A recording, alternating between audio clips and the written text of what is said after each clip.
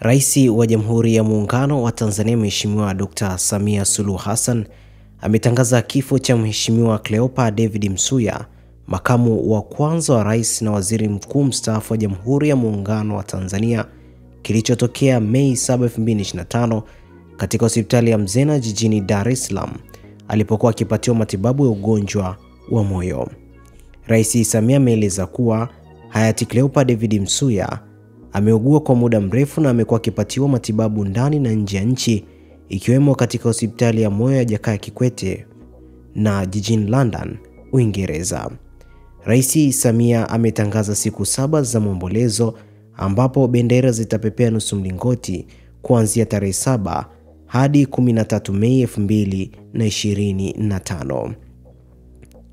Hata hivyo, Chama cha Mapinduzi CCM kimesema kimepokea kwa huzuni na masikitiko makubwa taarifa ya kifo cha mmoja wa waasisi wa viongozi waandamizi nchini, Mzee Cleopa David Msuya, kilichotokea Mei 7, 2025 saa 3 asubuhi katika hospitali ya Mzena jijini Dar es Salaam.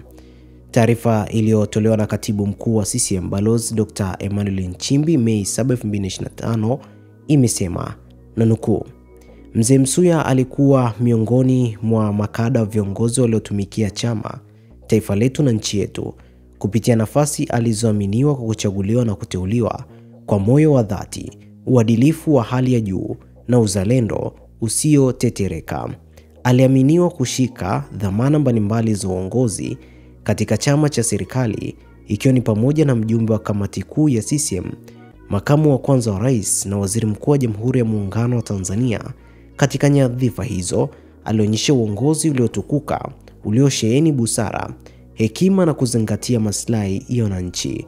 Kwa niaba ya Chama cha Mapinduzi, ninatoa pole nyingi kwa familia ya marehemu, ndugu, jamaa na marafiki pamoja na Watanzania wote walioguswa na msiba huu mkubwa wa taifa letu.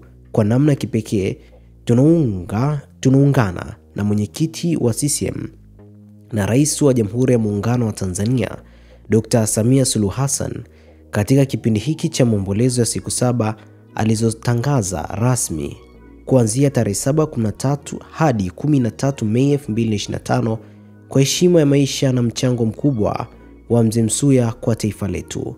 Mwisho wa kunukuu. Cleopa Msuya aliteuliwa katika nyadhifa za juu za uongozi katika serikali ya Tanzania. Hata hivyo, alisimamia uanzishwaji wa viwanda hapa nchini na ujenzi wa reli katika serikali ya awamu ya kwanza. Cleopa David Msuya alizaliwa tarehe 4 Novemba 1931 mkoani Kilimanjaro, wilaya ya Mwanga, tarafa ya Usangi. Alikuwa waziri mkuu mara 2 tangu tarehe 7 Novemba 1980 hadi 24 Februari 1983, lakini tena tangu tarehe 7 Disemba 1994 hadi 28 Novemba 1995.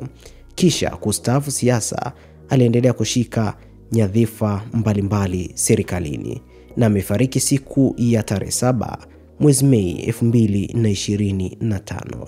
Mzee Msuya ataendelea kukumbukwa kuwa kiongozi aliyeacha alama ya kudumu katika historia ya Tanzania na CCM. Mwenyezi Mungu ailaze roho ya marehemu mahali pema peponi, amina. Hii ni Gift Online TV. Usisahau kusubscribe, kulike, kushare na kucomment.